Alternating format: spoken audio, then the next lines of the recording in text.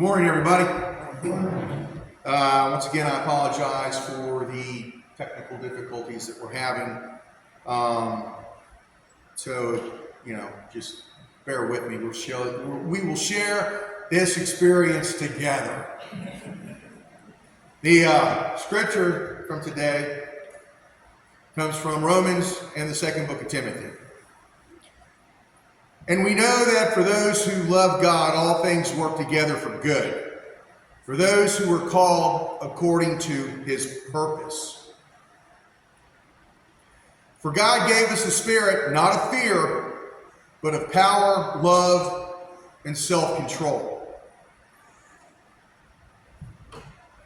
How many times have we said to ourselves, why is this happening? What did I do to deserve this? Things that we didn't understand or comprehend then, but eventually understood. And I would gauge that when we understood it, we were for the most part better off. The scripture from Romans makes it clear that trusting God is essential. And that God is always with us, even in difficult times and times that we don't know why the things that are happening are happening. It's that trust in him that brings about some assurance. Assurance that we don't worry about what we can't control. That right there is a defining moment for most Christians. Because people that don't believe don't have that relationship. They feel they're isolated, they're all alone. And I'm sure there have been moments in all our lives where we felt that very thing, that nobody cared, we're alone, we're by ourselves. How am I going to get through this? God doesn't turn his back on us. We turn our back on him. Timothy tells us that the Spirit God has given us is tremendous. However, it's up to us to accept it and to use it. How many times when we were growing up, our parents would give us some advice and we just blow it off? Yeah, sorry, Dad, that doesn't apply. Oh, thanks, Mom. I'll think about that. And later in life, you realize, man, they were spot on. When my kids were in middle school, honest to God, they would aggravate me to no end. They would ask me a question, and I'd answer it. And then they would say, you're wrong. And this went on. I'm like, all right, this is it. Do not ask me a question again. I'm done. But inevitably they would, and inevitably I would give them the answer, and then again I was wrong. And I guess that was the curse of the early teenage years. And, God bless them. They're doing their lives and they're strong and they've got focus, and I'm grateful for that. But those moments, you want to talk about testing your patience? I wish I was as thin as my patient back then, but sadly I wasn't. But I think that was a two-way street, because now some of them are having to, eventually they'll have to deal with what I went through, and I'm looking forward to seeing that happen. Part of being better is accepting who we are and working to improve ourselves. And I bring this up because there are two people that I follow online on occasion. Their videos have come up. And each of these individuals have something that they're dealing with personally. But yet, they're not allowing that to define who they are. They've embraced it. And they've made themselves better because of it. And the first one you've already seen, it's Ethan. Ethan Bernard. Ethan is a 20-something. He lives in Michigan. And he started his journey at 660 pounds. and he's 6'5". So Ethan, he's basically decided that he's on a journey of health. And I kind of bonded with Ethan in a way that when we were on our cruise in April, one of my best friends, he's been here a couple of times, his name is Chip, and he broke 300 pounds. And he was like, I think he's 6'6". He's lost over 100 pounds. He's a string bean. I think he wears a 34 waist now, and I'm proud of him. So on our cruise, we were talking, and he's like, Tom, honestly, I love you to death, but man, you got to get healthy. You need to lose some weight. I'm like, yeah, I know, I'm trying. And he's like, are you really trying? And I'm like, no, I'm really not. And he's like, look, I did it, and I know how motivated you are. I know you can do it. And he said, I tell you what, how about we stay in touch online? I'll touch base with you a couple days out of the week. And, he said, in all honesty, it's really about exercising more, not really exercising, just walking, going out for a walk and doing steps and eating less calories. And I'm like, okay, yeah, sure. And so I went on Amazon and I bought a pedometer. For those of you that don't know, that counts your steps, right? Well, the first day I'm like, yeah, this is great. And the dang thing stopped working on the second day. It couldn't count my steps. So I bought another one online, right? And I'm like, all right, well, this is a different one. It should work. And it didn't. I'm like, screw this. I'm done. I'll just watch what I eat. And since then, in all honesty, I've lost about 20, 23 pounds because right now I'm at a plateau. But I haven't given up. So, fast forward, I see Ethan's video. And what does he do? He walks. He does 10,000 steps a day throughout the day. That's the Ethan Bernard guarantee. That's what he says. And I'm looking at him and I'm like, dude, if you can do it, I know I can do it. So what did I do? I got motivated. I bought this smartwatch. Many of you will remember I have a silver watch that I used to wear. It's a Citizen, and I love that watch. But this watch allows me to count my steps. So right now I'm at 969, and I do 7,000 steps 5 days a week. And the other 2 days, I try to equal 7,000. So that's 42,000 steps a week on top of what I'm doing monitoring what I eat. And it's because of Ethan. He's my motivation. And, he walks throughout the day.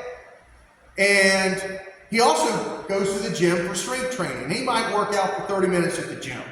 And he's got a large following of people that are supporting him. However, there are those that are like, oh, you're doing this wrong, you're doing that wrong. And there's a popular doctor online that posted and said, all these naysayers, they just need to go away. Ethan's got the right mindset. Ethan knows what he's doing, and he's got a coach, an actual, I don't want to say it's a life coach, it's more of a guy who's physical. And the guy actually flew to see Ethan, and they spent the 2 days at the gym. And he's showing Ethan, you need to do it this way, you need to do it that way. And Ethan's not deterred. In fact, he does live weigh-ins, and the scale speaks. And he hit 499, and he gets on the scale 3 times. And the scale is like, you weigh 504 pounds. You weigh 499.6 pounds. And he's like, I'm going to take a go-between. I weigh 502. But he wasn't upset. He realized he's making it happen. And sometimes we suffer setbacks. And that right there, that setback determines how motivated are you to continue moving forward with what you want to happen, because it's not going to be easy if it means something to you. It requires your sacrifice. It requires your investment. You have to be willing to go the distance. And sometimes we break. Oh, this is too much. I can't handle it. Oh, why me? Well, you know something? It's because it's so important that you're going through this. You need to learn how strong you are. And that's the spirit that Timothy talks about. That's within us. Are we going to light it and let it shine? Or are we just going to say, give up, I'm done? And I did that with the second pedometer. But I'm not doing it now. I'm keeping tabs. And I'm actually proud. And to be honest, when I'm out there walking, that's my time to talk to God. And believe me, I have a lot of conversations. I do. And sometimes it sounds like silence. I mean, isn't that an oxymoron? It sounds like silence. Silence doesn't have a sound, but if you pay attention to it, it can be deafening.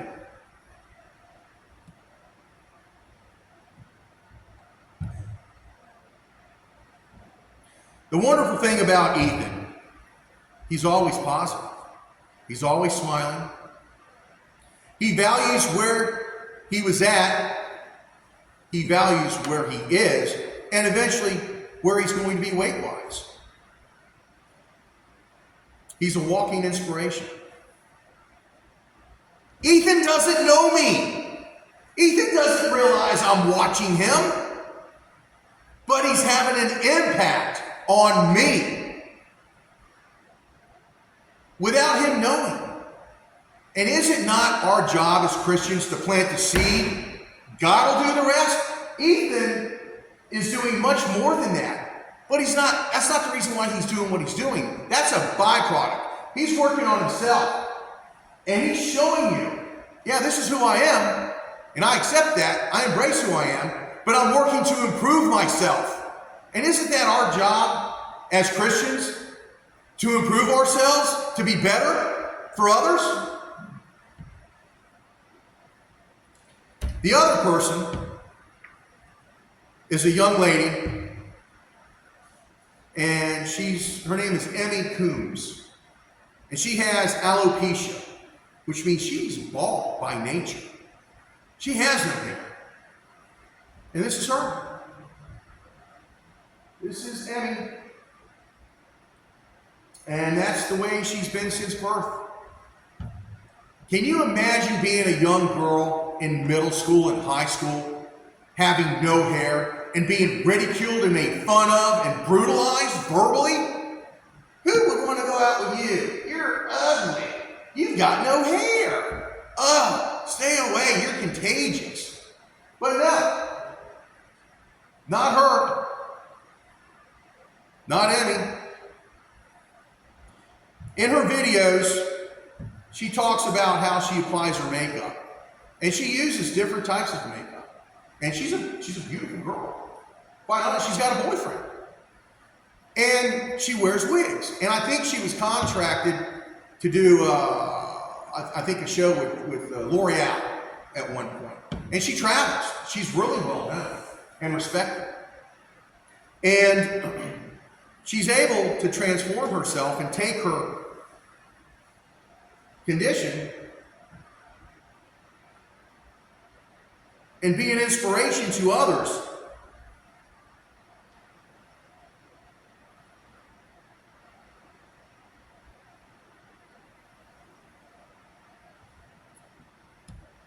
And one of the things that I found was incredible was that she and a good friend of hers held an alopecia event for young girls. And we're talking girls that are between 6 and 13 years of age.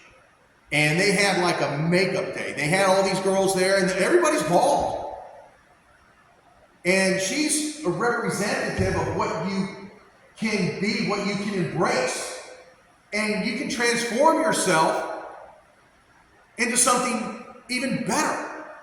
So what we're dealt with physically, it's up to us whether we allow it to hold us back or whether we embrace it and we move forward and make a statement. Show others, hey, look, yeah, you've got hair. Oh, yeah, you're in shape, but you know what? I'm a work in progress physically, and I'm getting there. Anyway, they did this event, got the girls all dolled up, and the girls wore wigs. And then when they walked the runway, the young girls took the wigs, toss them aside. Because that did not define them. That was an empowering moment for those young ladies. And here they are.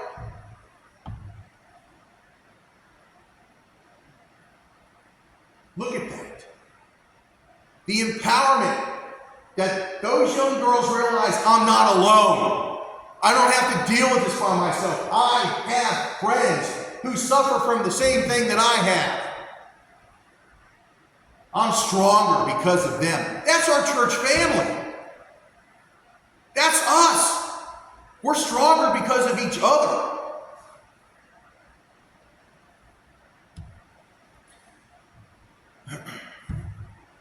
I bring her up because she has taken what the good Lord gave her and is using it to inspire others.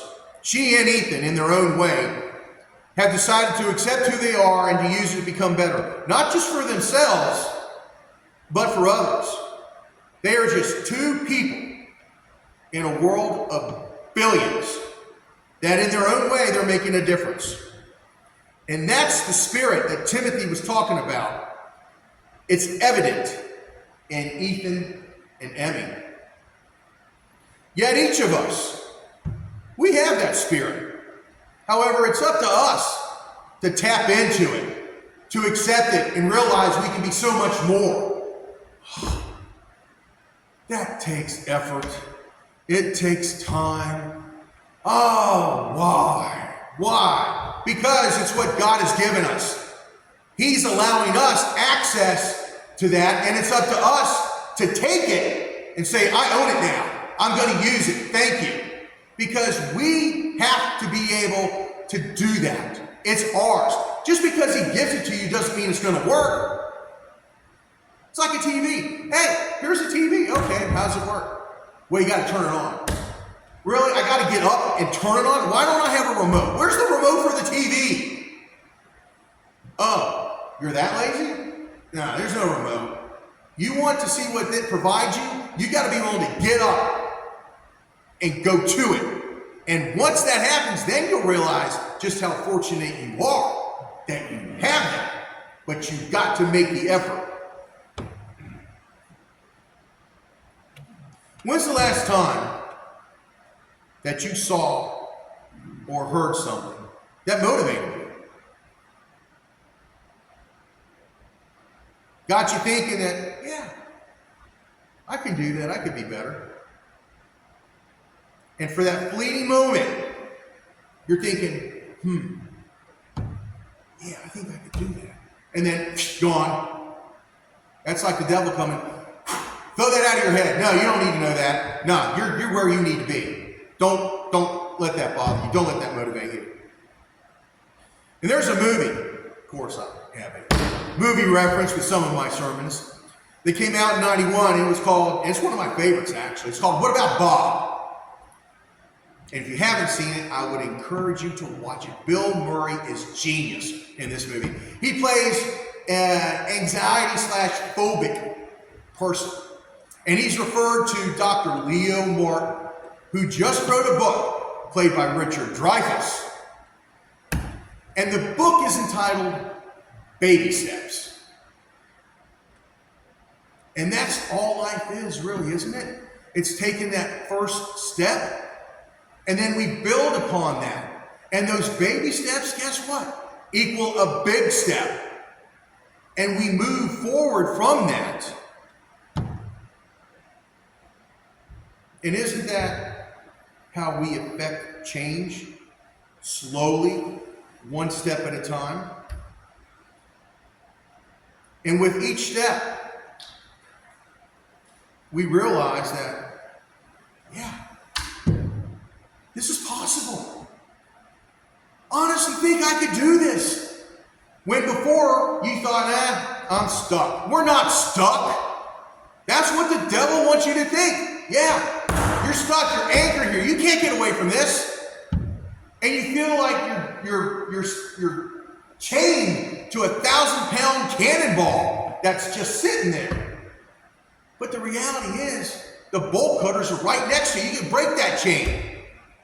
The trick is, no, it's not a trick. No, I take that back. It's not a trick. The reality is you have to acknowledge that the bolt cutters are there and that you're willing to take those bolt cutters and cut that chain.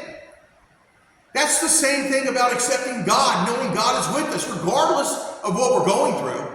And I've gone through some crap in my life. And quite honestly, I never believed I deserved it because I was a good kid. I was like almost, so it wasn't perfect, but almost the model son. Okay? Quite honestly. But I did some things as a teenager I'm not too proud of. But the reality is, I didn't think I did it bad to get what life threw at me. But I've accepted that.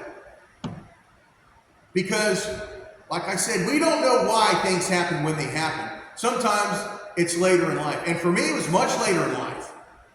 And I realized those things happen to get me to where I'm at now because I can use that experience to help others. Because I went through all that sludge. And I'm like, I got the wisdom, don't want any more, but I got it now. You know, and the excitement in my life, I prefer to make my own excitement. I don't need it made for me. And if I've learned anything, I never want to go back to the hospital. Never. I was okay with it. I wasn't nervous or whatnot because I believe I'm straight with God. That's my trust in Him, and that's the relationship I had before. Maybe not so much. But the crap that's being thrown at me constantly, I mean, Don and I are in the hospital together. And we're at this church, and we're both in the hospital. What the heck?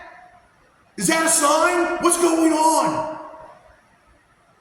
Then, my truck is in the shop for dang near a month.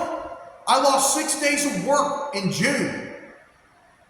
And I'm like, what? Then I get gout. I think something else happened. I can't even remember. That June, I never want to go through that month again. Really. But through it all, was I worried? No, I was not worried. I said, Lord, I don't know what's going on. I don't know why it's going on, but you know something? I trust you. So whatever happens, happens. It's your timeline, not mine. I'm going to try and be patient, even though I'm chomping at the bit to get my truck back. And the shop gave me a little blue Honda Civic that is not me. Couldn't put all my tools in it, but I was able to work a little bit. And anyway, you know, I'm like, people are saying, hey, where's your truck? You know, it doesn't look like you. I'm like, yeah, no, I get it. And I know what it was. I know what it was. One of my dealers that I serviced decided they're going to hire another dent guy to come on a different day because, oh, we got more inventory. And I'm thinking, I've been servicing you for over 10 years, and you want to bring someone else on?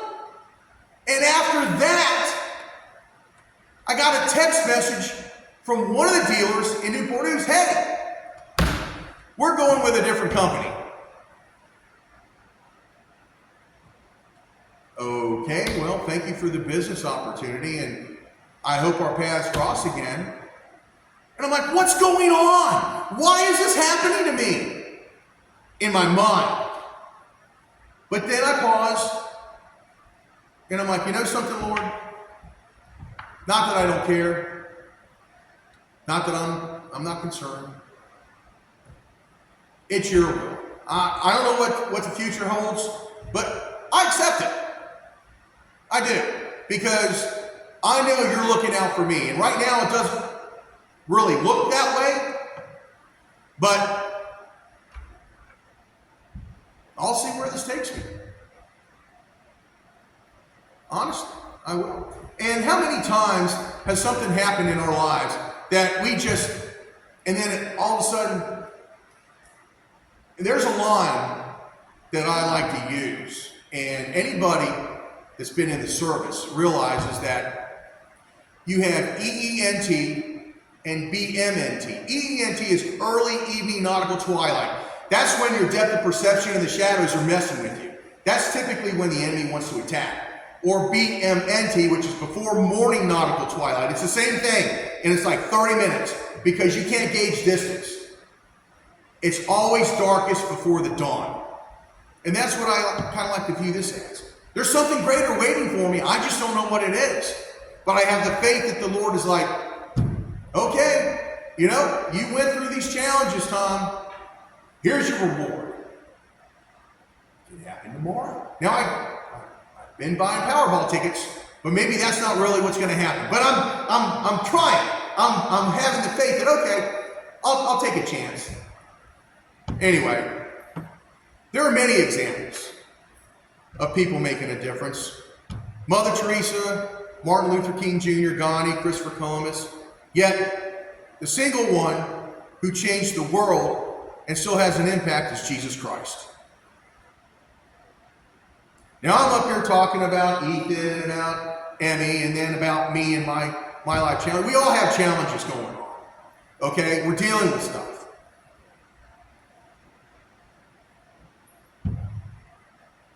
So is Christ.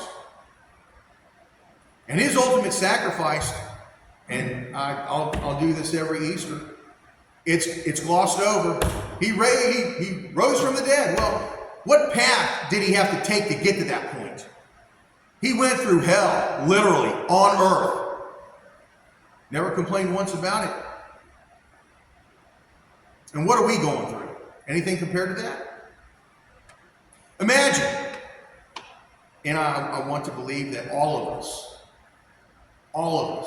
will be in heaven one day. Imagine when you reach heaven, someone may walk up to you and say, I'm here because you told me about Jesus. Thank you. How powerful is that? How could that statement right there not want you to go out and you see an opportunity, take it? Hey, I want to invite you to our church. Well, I got a church. That's great. That's great. But I still want to invite you.